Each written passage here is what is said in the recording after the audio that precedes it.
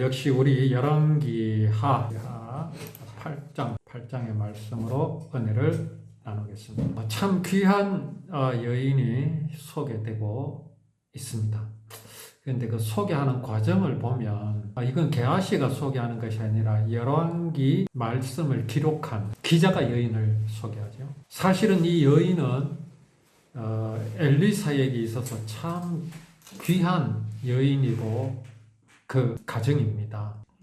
칭찬을 하자면 칭찬할 수 있는 그런 여러 일들을 엘리사에게 행한 그런 여인입니다. 그런데 그 여인이 엘리사로부터 인정을 받고 또 그 아이가 죽었다가 다시 살아난 그 과정들에 대해서는 이야기하지 않고 다만 무엇으로 소개했습니까? 한 여인이 있었는데 그 집에 아이가 있었고 그 아이가 죽었었는데 엘리사가 살려주었다. 이제 이런 것으로 소개가 된단 말이죠. 만약에 내가 어떤 교회에서 또 교회 앞에서 소개를 받을 때 내가 행한 것은 소개되지 않고 내가 받은 것만을 가지고 누군가가 나를 소개한다면 우리는 어떤 생각이 들겠습니까? 좀 섭섭한 마음이 들 수가 있죠. 내가 해놓은 것도 있는데 라는. 그러나 이 성경 말씀 속에서는 한 여인을 소개하기를 그렇게 소개하는 일의 모습을 우리는 봤습니다. 자, 이 여인이 엘리사로부터 참 은혜를 입는 그런 모습을 보게 되는데 먼저는 아이가 없는 가정에 엘리사가 참 하나님께 기도하여 아들을 낳게 하셨고 또 그 아들이 죽었으나 또 살림을 받았지요. 이제 또 열왕기 8장에서는 무슨 또 은혜를 입습니까? 이 가나안 땅에 7년이 흉년이 될 것이라는 아주 고급 정보를 듣게 됩니다. 다른 사람들은 알았는지 모르지만 몰랐을 확률이 높지요. 그러나 이 여인만큼은 이 가나안 땅에 7년의 흉년이 될 것을 엘리사로부터 듣고 어디로 갔습니까? 블레셋으로 갔다가 이제 7년 만에 돌아왔습니다. 7년 만에 돌아왔는데 어떻게 되었습니까? 땅은 이제 다른 사람들의 손에 넘어가 있었습니다. 아마 친척일 가능성이 높습니다. 왜냐하면은 율법대로 하면 그렇게 하는 것이기 때문에 그렇습니다. 자, 그렇게 돌아왔는데 땅은 사라지고 없고 마침 게하시가 왕과 함께 있었고 대화하는 중에 있었습니다. 우리가 게하시에 대해서도 저번 주에 말씀을 나누었었습니다. 게하시가 어떻게 문둥병 환자이면서 왕과 함께 있을 수 있는가? 참 이게 의아하지 않을 수가 없지요. 아마도 나았을 수 있겠죠. 게하시가 우리가 추측하건대 그 아람 군대가 도망갈 때 아마 게하시가 거기에 있지 않았나 하는 아주 합리적인 그런 추측을 해볼 수가 있습니다. 그때 문둥병 환자 4명이 성 밖에 쭈그리고 앉아 있다가 자, 가나안 그러니까 여기가 어떤 성입니까? 사마리아 성이죠. 사마리아 성 안으로 들어가도 굶어 죽고 또 아람 군대에게로 가도 어차피 죽을 것인데 자, 여기 앉아서 이렇게 죽느니 우리가 배라도 채워보자 해서 아람 군대로 내려갔는데 아람 군대 군병들이 어떻게 들었습니까? 큰 군대가 다가오는 소리를 듣고 혼비백산하여 도망을 갔지요. 그때 게하시가 그 문둥병자들 가운데 있었던 것이 아니냐라고 우리는 추측을 해봅니다. 자, 그들이 아람 군대에 들어가서 전리품들을 이제 가져옵니다. 먼저 먹는 걸 해결했죠. 먹고 배부르니까 어떤 생각이 났습니까? 돈이 생각이 났죠. 또 옷이 생각이 났죠. 그렇게 2번씩이나 전리품을 챙기다가 그들이 문득 어떤 생각을 했습니까? 이 기쁜 소식을 저 사마리아 성 안에 전하지 않으면 우리가 벌을 받을 것이다 해서 이제 가나안 그 사마리아 성 안에 왕에게 이 기쁜 소식을 전했습니다. 아람 군대들이 다 물러갔다, 도망갔다. 그때 게하시가 거기에 있었다라는 겁니다. 자, 이런 게하시는 왕에게 어떤 존재이겠습니까? 참으로 귀한 존재죠. 그래서 이 게하시가 왕과 함께 이야기를 나누고 있는 이 상황은 얼마든지 있을 수 있는 상황이다. 게하시가 문둥병에 들지 않았다면 우리는 그가 왕과 함께 있는 것은 너무나 당연하죠. 그러나 그가 뭡니까? 문둥병에 들었었잖아요. 그런 사람이 왕과 함께 있었다. 그런데 그 게하시가 어떻습니까? 이 여인에 대해서 너무 잘 알고 있다라는 겁니다. 게하시가 여인에 대해서 아무것도 모르고 있다면 오늘 이야기는 연결이 될 수가 없습니다. 그렇지 않습니까? 왕이 7년이 지났습니다. 아람 군대가 도망가고 7년이 지났습니다. 7년이 지나서 왕이 게하시에게 물어봅니다. 누구에 대해서 물어봅니까? 엘리사에 대해서 물어봅니다. 엘리사가 어떤 큰 일들을 행하였는가? 라고 물어볼 때 엘리사가 마침 누구를 이야기합니까?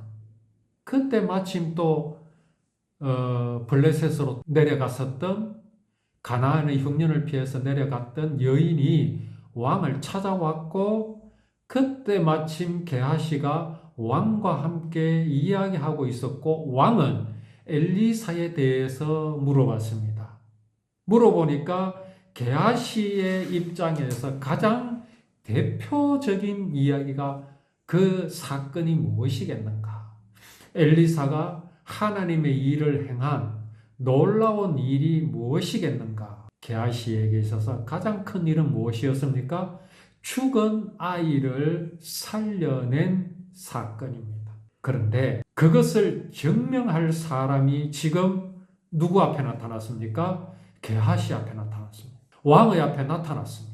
아마 그 여인을 보자 그 생각이 났을 수도 있겠지요. 만약에 기름 한 병 겨우 남은 것을 가지고 이제 굶어 죽을 날만 기다리던 엘리사 제자의 미망인 과부가 그 자리에 나타났으면 아마 그 기름병 사건을 말했을 수도 있습니다.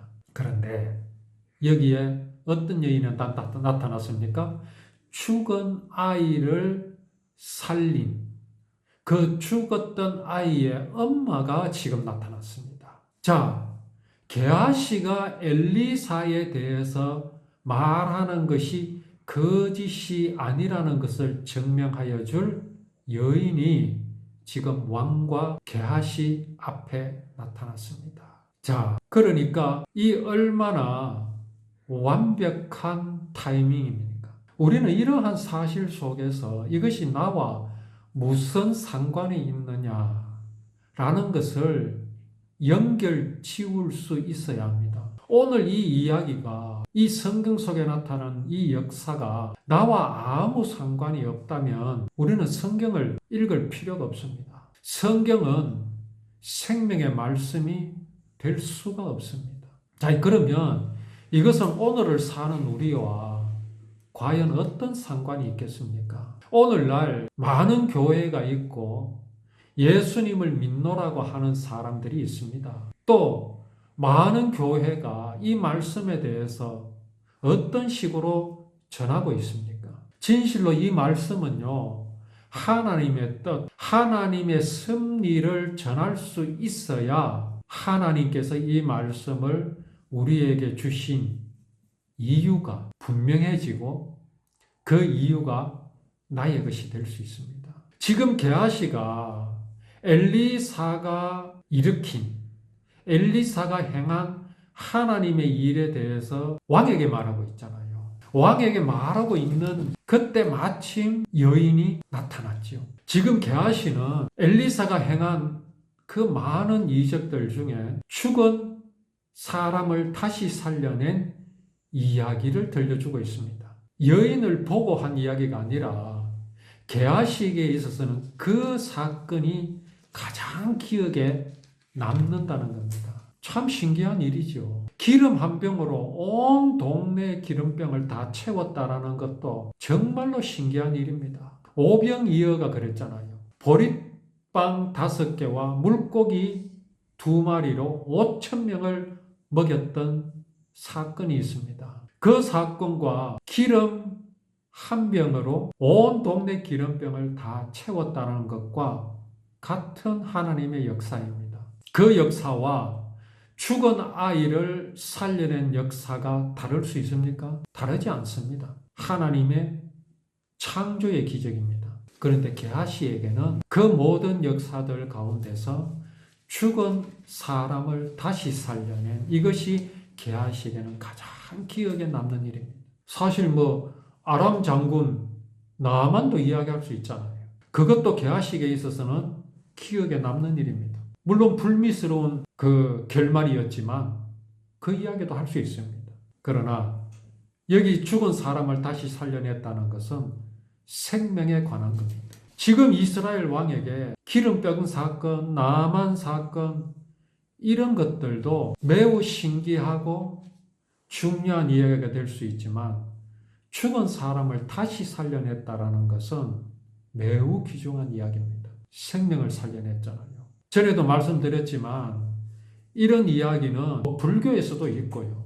다른 종교에서도 이런 이야기가 있습니다. 다 인정합시다. 거짓말한 것이 아니라고 인정할 수 있습니다. 그러나 그것이 나와 무슨 상관이 있냐라는 겁니다. 엘리사는 그냥 도수를 부린 게 아닙니다. 마술을 부린 것이 아닙니다. 엘리사의 신비함을 나타내기 위해서 한 것 아닙니다. 무엇을 보여주시는 겁니까? 하나님은 생명의 하나님이심을 보여주십니다. 게하시는 아마도 그 이야기를 왕에게 하고 있다고 저는 믿습니다. 왜요? 게하시는 변했으니까요. 단지 엘리사가 이렇게 대단한 사람이라는 걸 말하는 게 아니라 엘리사가 믿는 하나님은 죽은 자도 살리시는 곧 생명이신 하나님이라는 사실을 왕에게 말하고 있습니다. 그때 마침 여인이 나타났잖아요. 증인이 나타났잖아요. 또 그 옆에 누가 있습니까? 그 죽었다가 살아난 아들도 함께 있습니다. 이건 왕에게 어떻게 들렸으며 어떻게 보였을까요? 여기 죽은 아이. 그 죽은 아이가 누굽니까? 바로 인생입니다. 바로 납니다. 이스라엘이 지금 죽은 아이의 모습입니다. 그 죽은 아이를, 죽은 사람을 살리신 하나님은 이스라엘을 살리시는 하나님이다. 살려주신 하나님이다. 언제? 7년 전에. 7년 전에 나 같은 문둥병자를 하나님께 쓰셔서 마치 죽은 사람을 살려낸 것처럼 이스라엘을 살려주셨다고 게하시는 왕에게 말하는 겁니다. 이 말을 누가 할 수 있습니까? 나만에게 자기 스승 엘리사가 병을 낫게 해주었습니다. 문둥병을 낫게 해주었습니다. 엘리사는 나만에게로부터 선물을 거절했지요. 나만이 엄청난 선물을 가져왔지만 엘리사는 거절했습니다. 그런데 이 게하시는 그 나만을 뒤쫓아가서 거짓말하면서 그 선물을 가로챘습니다. 그랬던 게하시가 왕에게 누구를 말합니까? 무엇을 말합니까? 죽은 사람을 살려주신 하나님을 말하고 있습니다. 게하시가 왕에게 전달하고 싶은 것은 엘리사가 이렇게 대단하고 신기한 사람이다라는 걸 말하는 게 아닙니다. 생명이신 하나님, 생명을 주시는 하나님, 그 하나님을 지금 말하고 있는 겁니다. 그 증인이 왕 앞에 나타났습니다. 이 여자는, 이 수넴 여인은, 자기 아들을 살림을 받은 여인은 게하시가 왕에게 무슨 말을 하고 있는지 아마 몰랐을 겁니다. 서로 이야기를 나누고 있는 그 도중에 이 여인이 왕에게 들어왔기 때문에 그렇습니다. 그들이 무슨 말을 하고 있는지를 모르고 여자는 뭐라고 말합니까? 대뜸 자기 집과 땅을 돌려달라고 말합니다. 아마 블레셋에서 돌아와가지고 자기 집으로 갔겠지요? 그런데 보니까 자기 집이 아마 없어지지는 않았을 겁니다. 왜냐하면 이 여인은 그런 대로 잘 사는 사람이었습니다. 엘리사를 위해서 다락방도 마련해 줄 정도로 좀 사는 사람입니다. 쓰러져가는 무슨 판자로 어설프게 집을 지어놓고 얼기설기 집을 지어놓고 그렇게 사는 여자가 아니었습니다. 그러니 자기가 살던 집이 7년이 지났다고 없어질 리는 없습니다. 그런 집에 자기가 돌아와 보니 다른 사람이 살고 있네요. 아마 자기의 친인척일 가능성이 높습니다. 율법은 그렇게 부동산에 대해서, 땅에 대해서 규정을 하고 있는 장면이 있습니다. 기업을 물을 자가 있으면 자기 친척 중에서 그 땅이나 기업을 가져가게 돼 있으니까요. 자, 이제 돌아왔으니 돌려달라는 거지요. 아마 그 자리에서 해결이 되지 않았던 모양입니다. 해결이 되지 않으니까 어디로 누구에게 나와야 하겠습니까? 그것을 해결해 줄 수 있는 사람에게로 와야 합니다. 그것이 바로 오늘 왕에게 나타난 여인입니다. 이제 이 여인을 통해서 하나님께서 우리를 얼마나 사랑하시고 어떻게 우리를 이끌어 나가시는지를 또 오후 말씀을 통해서 은혜를 나누겠습니다.